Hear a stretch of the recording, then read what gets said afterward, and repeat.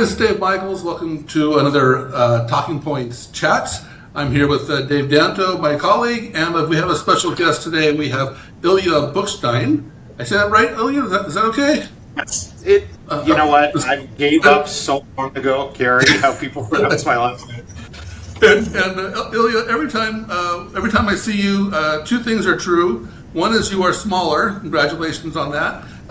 And two is your title is longer. And so we got a brand new title here. You're still a vice president. Congratulations on that.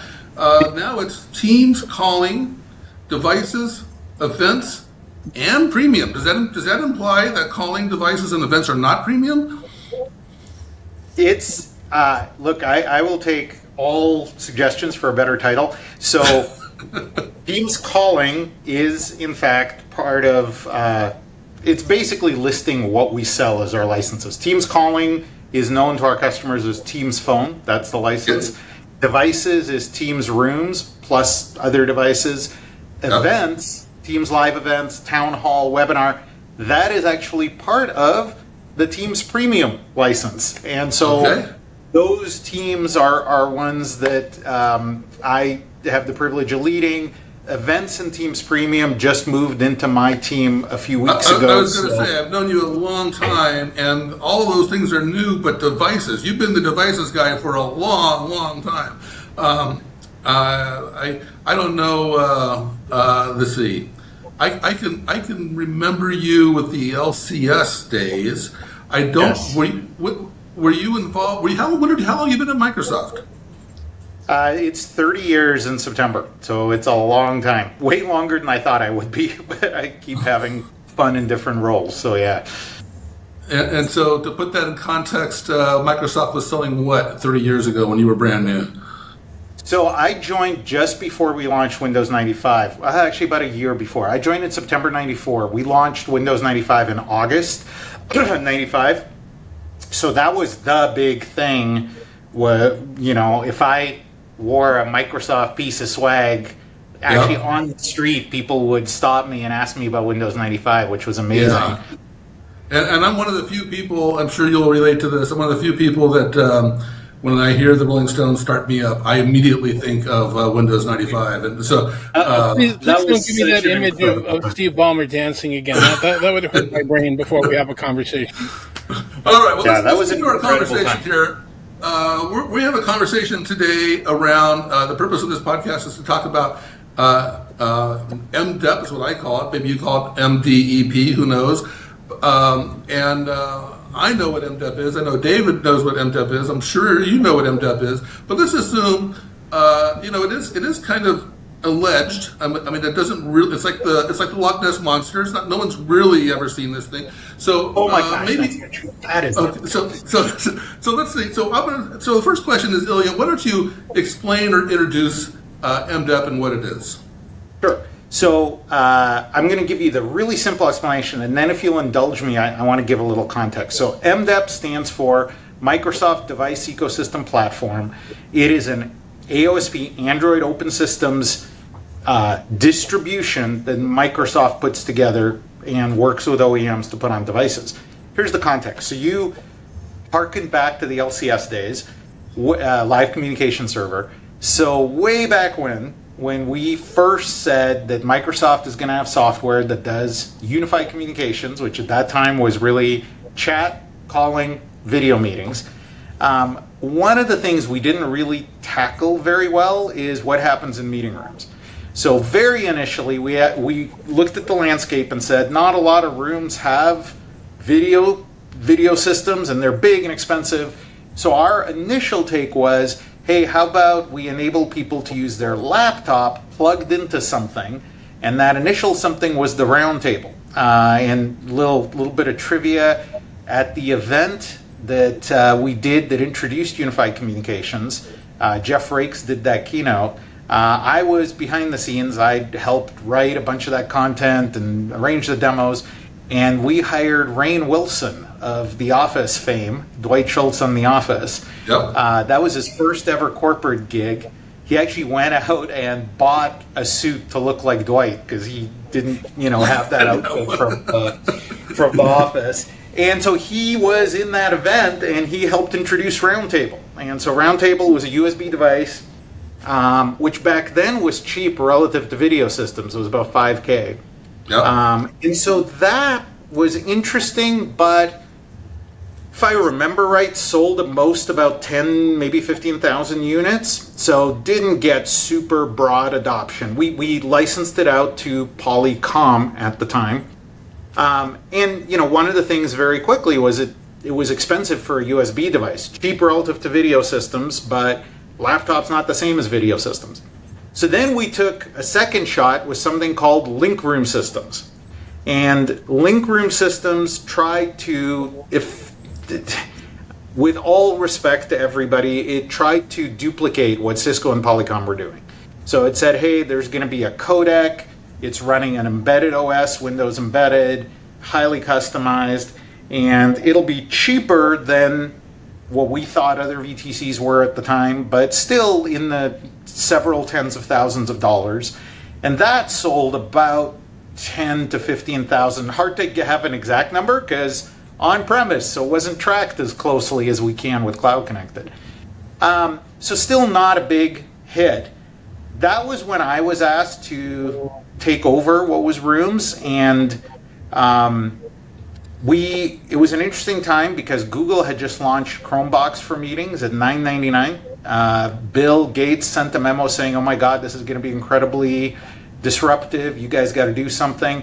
And so I was actually originally asked to do a sub-$1,000 product. It was going to be called MBox. It was going to be done with Polycom. And I was super unpopular with my higher-ups because I actually came back and said, that's not the right product. I don't think Google's going to sell a lot because they don't have any IT controls and there's no price sensitivity, at least to $2,000. And really what we should do is something that IT will love and buy. And so I came up with what was known as Project Rigel. It since has become Teams Rooms. And the whole idea of that was using commodity PC hardware and software. So it's a Windows device with an app that we build. We control the user experience, so it's consistent in every room. And $2,000 and up. And that has done pretty well. We announced, I know you guys had questions, so let me sort of try to clarify. We announced that over 1 million Teams rooms have been sold. I know I'm adding a little bit of language, so maybe someone internally will hunt me down for this, but that was the announcement. Have been sold. We previously announced that there was over 500,000 monthly active Teams rooms. We'll keep announcing as we hit big milestones, but you can get the factor of growth over our previous efforts. It has resonated. In that journey, and by the way, I was still super nervous about Chromebox. Like that could have cost me my job, I think, if that was the wrong decision. When they raised their price to $2,000 and added a console was when actually a coworker of mine sent my higher ups an email saying, okay, I think Ilya might have been right. So that was what saved me, was when they ended up doing that. We've been very successful thanks to our customers adopting this. Along the way, we did make a pretty big decision, which is to have Android-based systems as well as Windows. And really, initially, I will say this was pushed heavily by OEMs. Because when you look at our partners, Lenovo and HP, now HP Poly, clearly have a ton of experience with Windows. They make a lot of Windows devices. Crestron has ended up gaining a ton of experience with Windows. Lesser degree Yealink, but they still do okay. Everybody else has no experience with Windows. Logi, I'm going to miss somebody, so you guys will have to keep me honest because we have such a big ecosystem now. Logi was the big one because they were the first guys, and they don't buy Windows from us. So they were doing all this stuff about meeting the channel, blah, blah, blah. Jabra, EPOS, everybody else, like Windows was more work, more cost. And so our OEMs came to us and said, look, we're going to do Android-based systems. We will make them work with Windows. Like we'll have a switch in them to say, hey, it's a USB device. but it's still got Android inside. You guys should consider doing an Android app. We did one that was pretty limited early on and only did kind of these bar form factors, and lots of customers bought them. So we ended up saying, okay, we are going to have to fully support the Android platform. Right now, Windows still has a lot more installed devices, but our run rate's about half and half. Some people would say, lots more Android devices being sold. Not true. It's about half and half, which is, in a way, great because lots of growth. In a way, it's the toughest place for me to be as a person who has to build to two different platforms. I swear I'm coming back to MDEP now. So where we find ourselves is... But like you said, we have about 10 questions here, so it's going to be a 100-minute, just want to be clear, a 100-minute podcast. So go ahead. You take your time. I'll be faster on the others. It's okay. I'll edit all this part out. Don't worry about it. We'll just get Okay, sounds good. So Windows, we write once. We have an app. We do it once. We get a bunch of stuff from Windows, like plug and play. So any certified peripheral works with any Windows system. Android, we found ourselves in this really tough spot where Neat Android was different than Logi Android, was different than Yealink Android, was different than Cisco Android. And we were effectively having to write and especially test multiple times. And so we were going a lot slower on Android. You know, I feel really horrible for our customers there because rightfully they were saying, hey, we'd like these to be equal. And we had to say, well, no, you really need to look at feature sets and because I can't stop Windows development so that Android catches up. I have more devs on Android than I do on Windows. And at the same time, Microsoft, elsewhere in the company, in our OS company, was looking at some other devices, first party and third party, that made a lot of sense to run Android. And we're looking around at the AOSP ecosystem and basically made a decision that we think as a company it would make sense for Microsoft to do our Android. And I would say there are three key reasons for us to do that. And that is what has become MDEP. One, and this is in no particular order. One, upgradability. With Windows, it is up to us to say there's a new Windows version. We're going to test it on the hardware that's out there. We're going to make sure the software works. We're going to put it out. With Android, when there's a, Android 12, 13, it's up to each OEM and it costs them a bunch of money. Just being very honest, they have to go to the chip manufacturer and say, hey, can you make us what's called a BSP, a board support package to support this new Android? Chip manufacturer says, sure, pay us. And it's millions of dollars.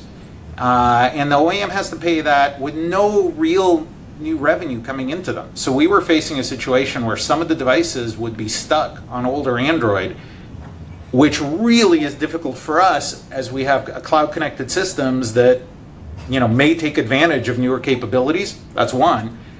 But also, two, is security, right? When we went to our internal IT and security organization and said, we'd like to have some of these devices deployed internally, we got a hard no.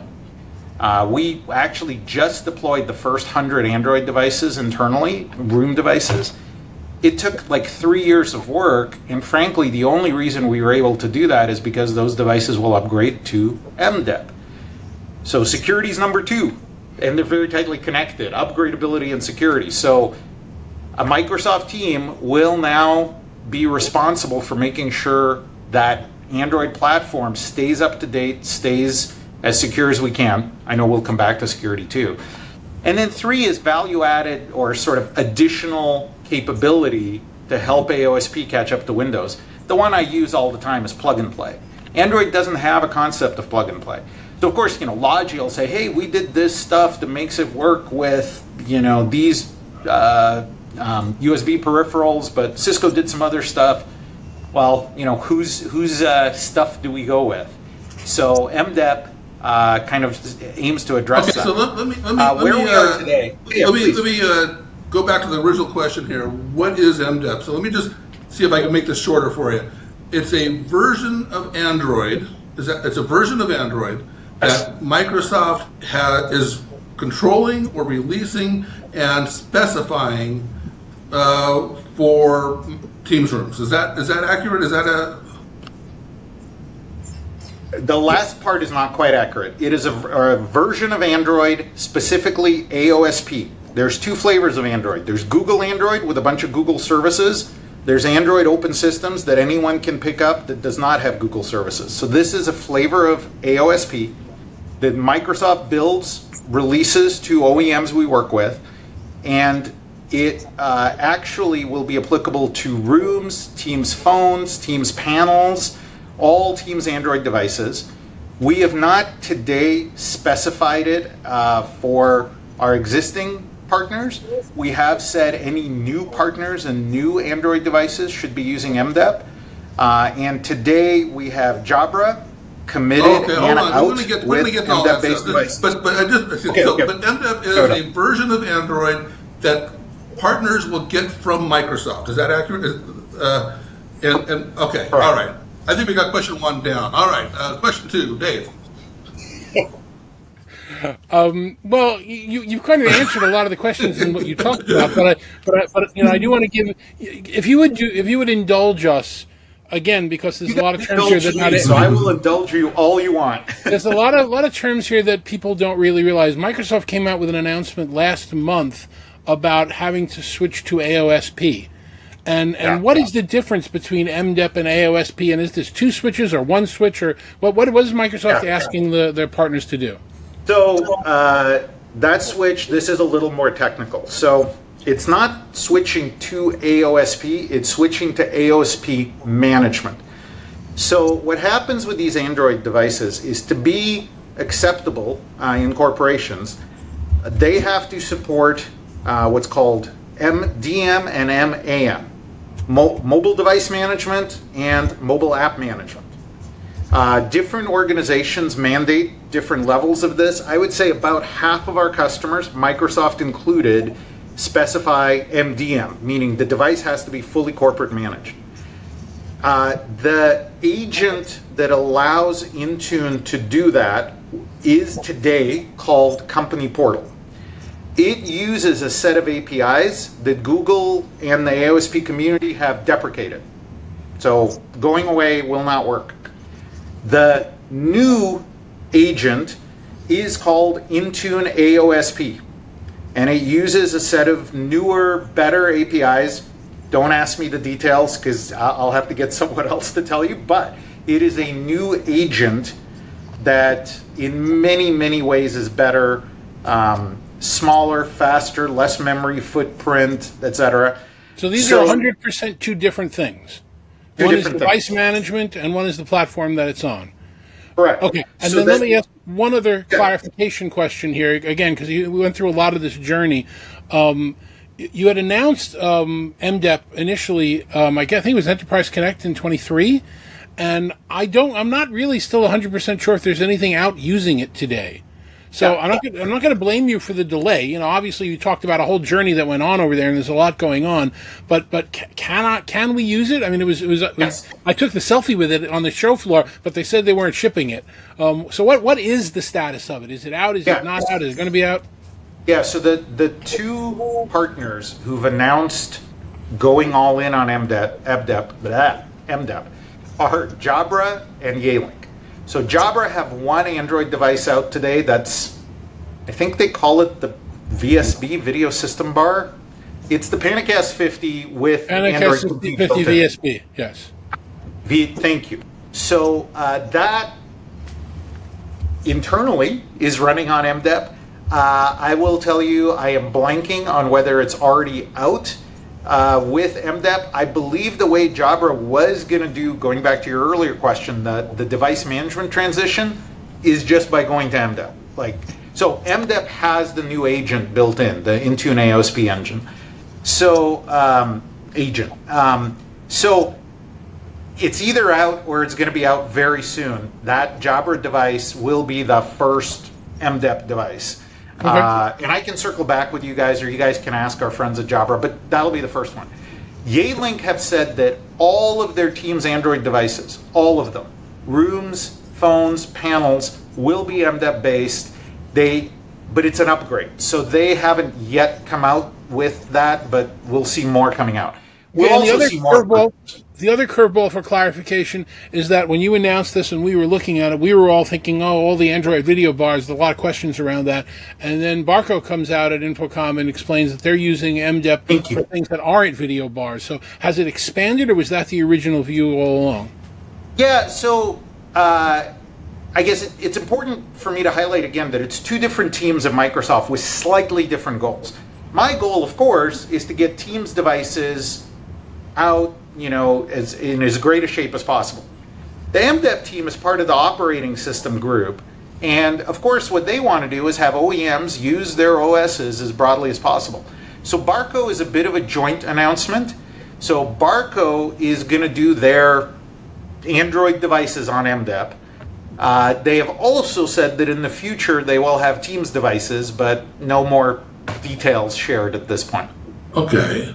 Okay. But the room control box that isn't necessarily a device, because it's running Android, is going to have MDEP on it.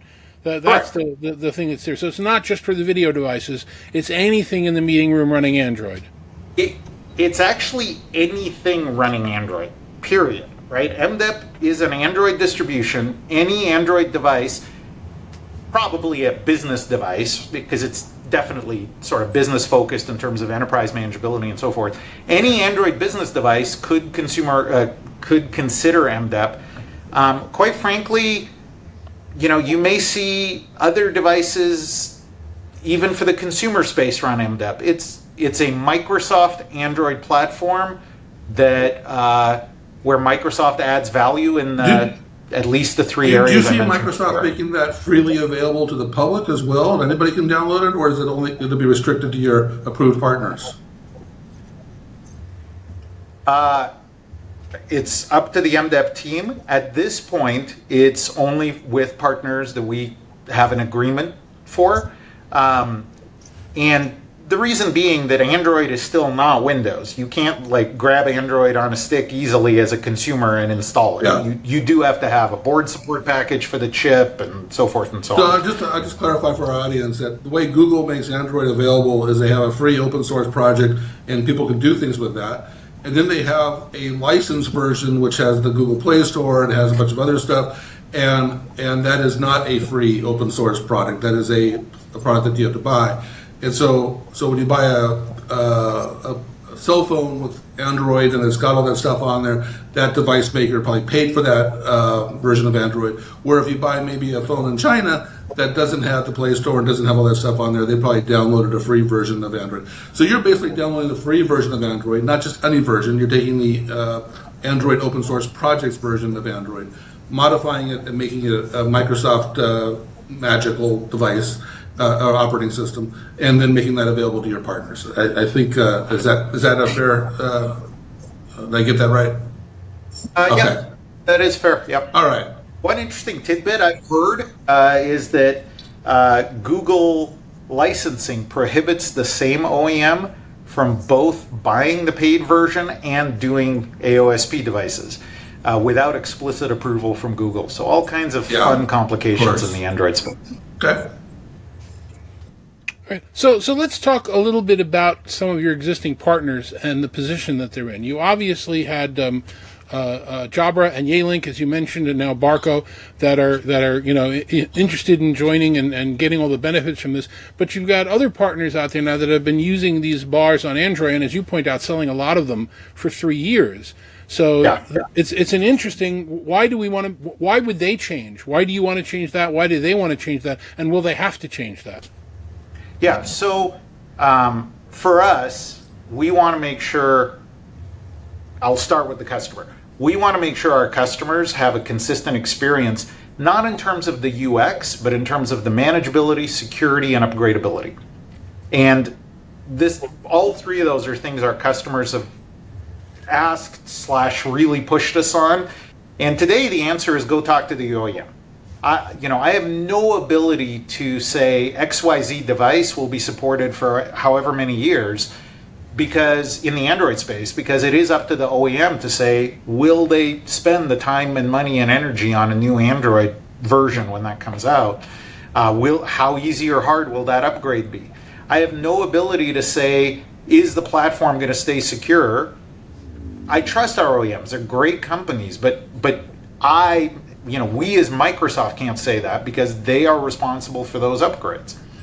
And last but certainly not least, I'm super limited, maybe is not the right word, but it's super hard to catch up on Android without getting more consistent value-added services, not splintered by each OEM. So that's what we're trying to address. The last point, is both for customers and ourselves. So for us, we're really trying to streamline what we do so that we can move faster on both platforms. So it is, I think, an interesting value proposition to OEMs where, frankly, we take on the cost, which is significant, of upgrades, security updates, enhancing the OS.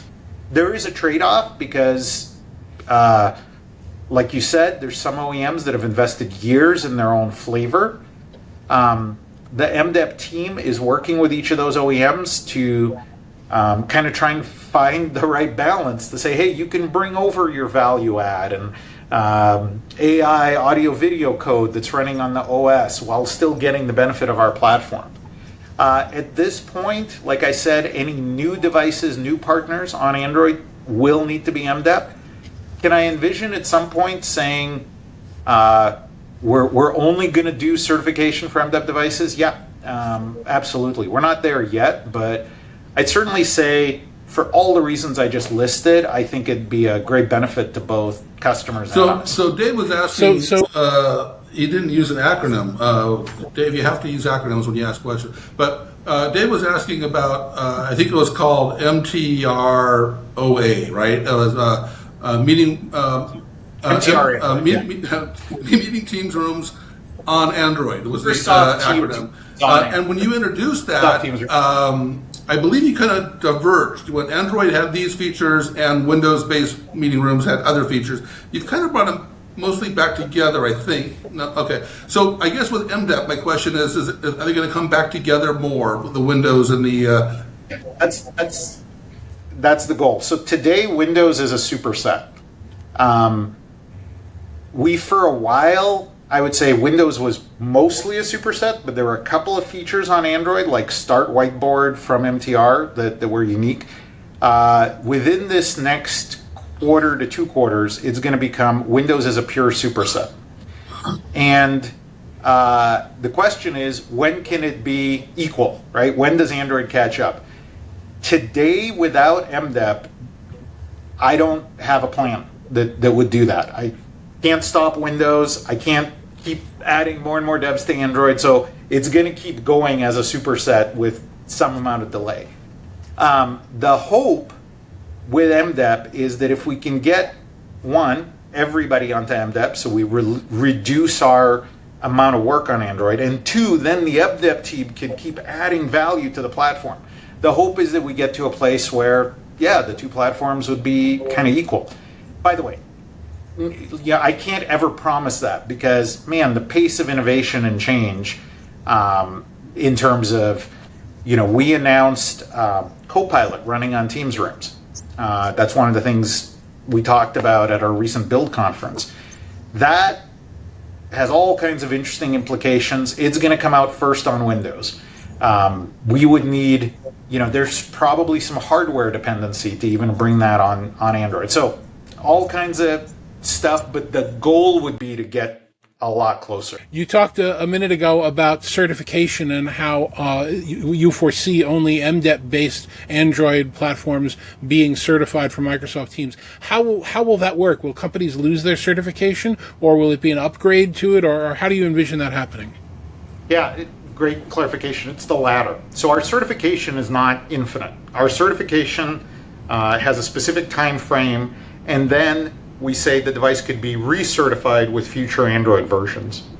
I think at some point what we'll say is that future Android version to go for recertification would need to be MDEP based.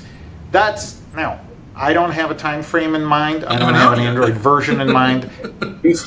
Yeah, I would say that's a desire for all the reasons I listed earlier, both for us and our customers. So no one's at risk of losing certification in the near term couple of years that's going on based on MDEP?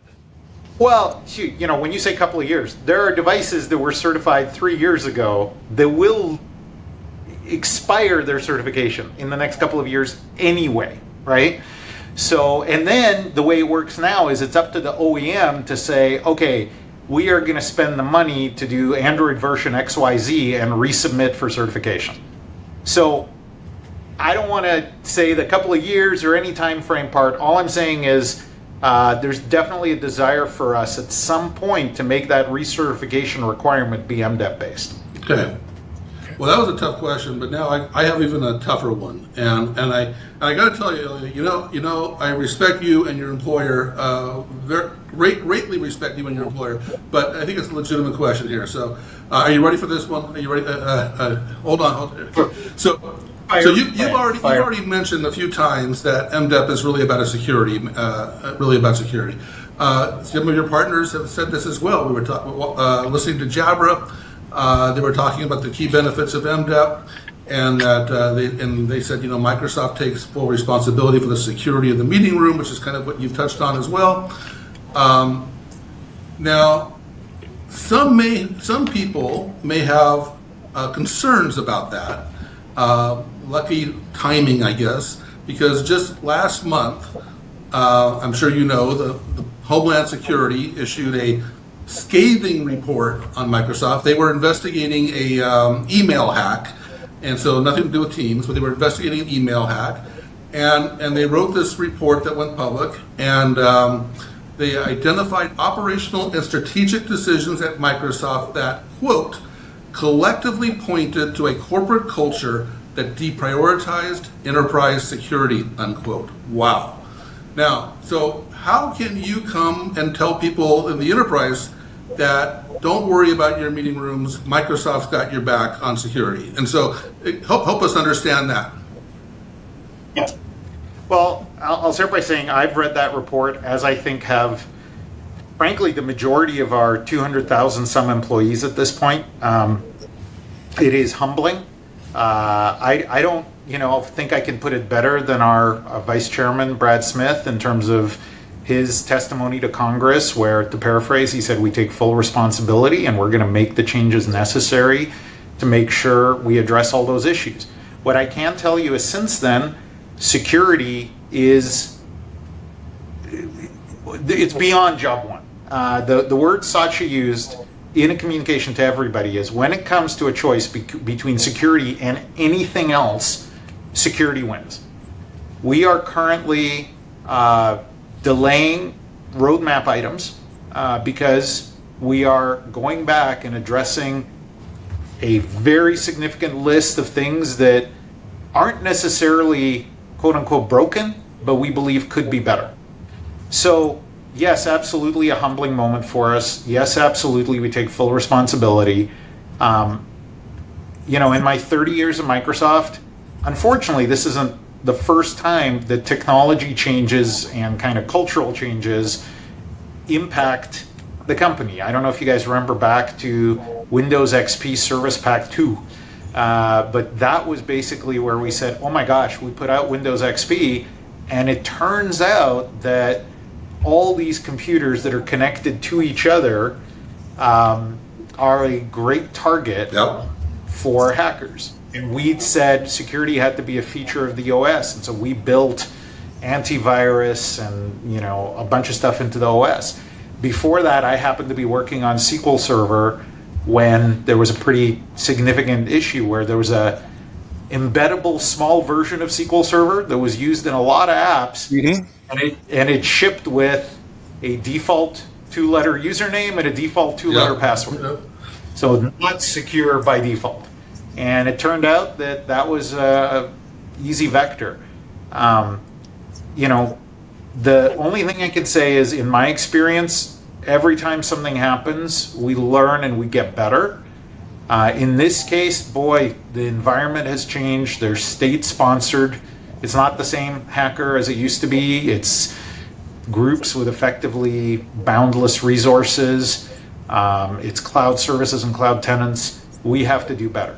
So all I can tell you is, like I said, in Satya's words, when it comes to a choice between security and anything else, security is going to win, and we're going to address those operational culture decisions that the report mentions, or not going to. We are addressing them. Okay, that's And I did read a report just the other day that Microsoft employees in China were asked to get rid of their Android phones and switch over to iPhone for security, and there are a few other things like that. So you see the little pieces of that moving on. Yeah, fun story, was it last week? No, the week before, for a whole day, I lost all access to corporate resources. We keep upping the bar, for Microsoft employees to log in. We used to have to use Authenticator with a 2-digit code. We don't choose, we actually type it in. That was deemed not secure enough. We moved to a passkey-based system, and we take security very seriously internally as well. And that's coming back to MDEP. One reason that I believe that MDEP will up the bar in security and manageability is because it has to pass our own security organization that, as you can imagine now, is extremely high bar, highly focused. So MDEP is working super closely with our CISO organization to just get those devices to be internally acceptable. So when do we see it? I mean, let's come back to that for a second. You mentioned that we've seen it on, I personally have seen it on the Jabra bar, although they said they weren't releasing it. When does it get out in the wild? Or if I'm one of your partners, when do I put it out? That Jabra bar on MDEP was going to be out, now. I'll circle back right after this and ask. It's very soon for that. I think Yealink has the first set of devices coming by end of this calendar year. So the way they're doing it is, of course, new devices first, right? So anything new that comes out, they're putting MDEP on it. Going back and trying to upgrade devices, they're going to do that based on the cycle of recertification and so forth. Barco, I don't remember the schedule. I thought it was also by end of this calendar year for the first set of devices. And then you're going to see additional partners get announced, for sure. The benefit of having room collaboration on Android as a choice, and as you point out, for even your own customers, about 50% of the choice as opposed to that, is that it was a platform that you could very easily, if not immediately, switch to another vendor. You can use it with Zoom, you can use it with Tencent, you can use it with Google Meet. It's meant to be an open platform. And I'm just wondering if anyone in Microsoft, or if you've heard about, if there's any consideration about how this might upset customers or partners, or how this might change the strategy if one of the platforms that may or may not be competing with you now needs to use a piece of software that you're generating as opposed to something that's open source. So a couple of things. One, you may not know this, but as far as I know, there are still more Zoom rooms on Windows out there than there are Zoom rooms on Android. So Zoom has a good history of picking up Windows, which is also an open platform, right? Zoom, if you even look at desktop, I think more Zoom runs on Windows than any other OS, I think, just looking at share of Macs versus PCs. So Windows is, of course, an open platform, and there are OEMs who, basically say, hey, if you want to switch, there's an image, you can re-image your devices on Windows. So we know customers that have gone, I'll just do the case I'm most interested in, from Zoom rooms to Teams rooms by re-imaging devices. On Android, there's multiple ways of doing that. There could be a re-imaging. There can be a reset to out of box. Basically, you have two images on the device. You reset to out of box. You choose us or Zoom. None of that changes with MDEP. So first of all, the MDEP team would love to have Zoom devices running on MDEP. There are no Teams pieces that are inherently part of MDEP. There's the Intune manageability. There's some other Microsoft security and manageability components. Nothing about Teams. So we would love, and I believe the MDEP team has and will continue talking to Zoom. We would love to have OEMs use MDEP for Zoom devices also. And therefore, they can have, as we said, 2 images on the device, they can switch. The OEM can choose not to do that. They can choose to do MDEP for Teams and not MDEP for Zoom and switch. Now, since we brought up security and upgradability, the only thing Microsoft will stand behind in those cases is the MDEP part of the device. So if there is a partition, on the device with a non-MDEP image, we can't say how or whether that's going to be updated or presents a security attack vector. We're going to focus on the MDEP piece of that device. Did that answer your question? I think so. I mean, it's a complicated situation, and I'm speaking on behalf of like 3 or 4 different manufacturers that wouldn't want to be named, and wouldn't want to say this, but I've heard this, privately and in back rooms. It's like, why would we want to re-engineer our piece with a lot of manpower and a lot of work to just bring it to where we are already today, and give up where we were going in the future? So it's going to be a tough call for a company like HP Poly or Neat that's got a lot of features, or even Cisco, which is kind of doing it a little bit differently, but their partition's not on MDEP.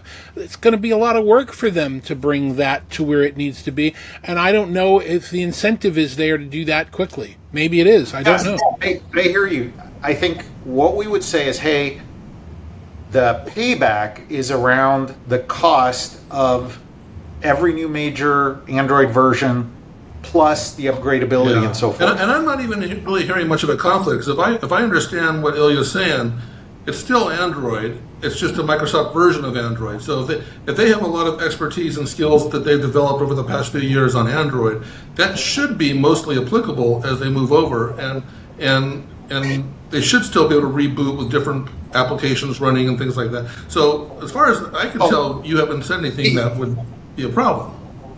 Everything you said, Dave, is correct.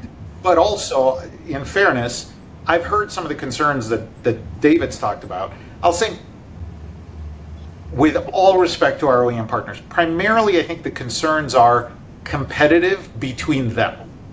So, a vendor that has a big install base in Android would say, well, now anyone can come in, pick up MDEP, and sort of be where I am pretty quickly, maybe not with the internal expertise, but with the platform and with the ability to keep that platform upgraded. So much like Windows does kind of bring a level playing field, if you will, to PC makers, having an Android distribution from Microsoft does sort of level the playing field, where before OEMs kind of were building their own OS and had that advantage.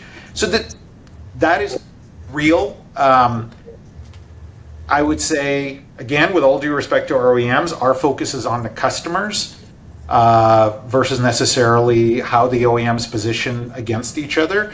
So for us, again, it's about saying, look, the OEM is the customer for MDEP, for the OS. And so we're going to deliver a set of benefits, lower cost for Android, major version upgrades, keeping them secure, more added value in the platform. We have to be flexible enough that they can take code that they've already written and bring it to the platform. But, there's a choice that OEMs will have to make. And so it's up to us to have a really good value proposition there. So I want to wrap this up with, but I got an important question, and it actually is going to use that other part of your title we haven't gotten into yet about calling. I'm thinking about this. It's interesting that you've got calling and devices, because Cisco, Snorri, I know you know, he used to only do video devices, and then he ended up with phones as well. And so I guess that's kind of a merge. And then Cisco's obviously expanded into desktop devices in their device portfolio, which borderline on phones. D10 has their Pro. You've got Zoom. You've got Neat with their Frame. You've got a number of companies kind of moving into the desktop realm. And now that you've got calling, and you I assume are responsible somehow with phones out there, which we haven't heard a lot of updates on the phones in a while. Do you envision this MDEP story? Because I've heard crazy accusations that Android actually works on phones too. So do you envision that that you'll see a new generation of phones / video devices designed for the desktop running MDEP? So actually, let me catch you up. Every Teams native phone, desk phone, is an Android device. Yealink, Audio Codes, Poly, they're Android devices. We do have a SIP gateway, audio only, that lets us work with other, older phones. Zoom, by the way, takes exactly the same approach. I don't remember their names, but they have like a SIP phone support, and then they have phones running a Zoom app, and those are Android. So yeah, the Yealink announcement covered every Android device that's video and desk phones. They're going to be using MDEP for desk phones as well. And Cisco under Snorre is one of the largest, I don't know the exact ranking, but largest sellers of phones in the world. I'm going to guess it's them, Yealink, and Poly in some order that I don't remember, but you guys could look it up. So, yeah, it's complicated because obviously WebEx has a calling service, and that's a great business for Cisco. But I'll just say from my perspective, since you brought it up, boy, would I love to have Cisco do more Teams native devices in every category.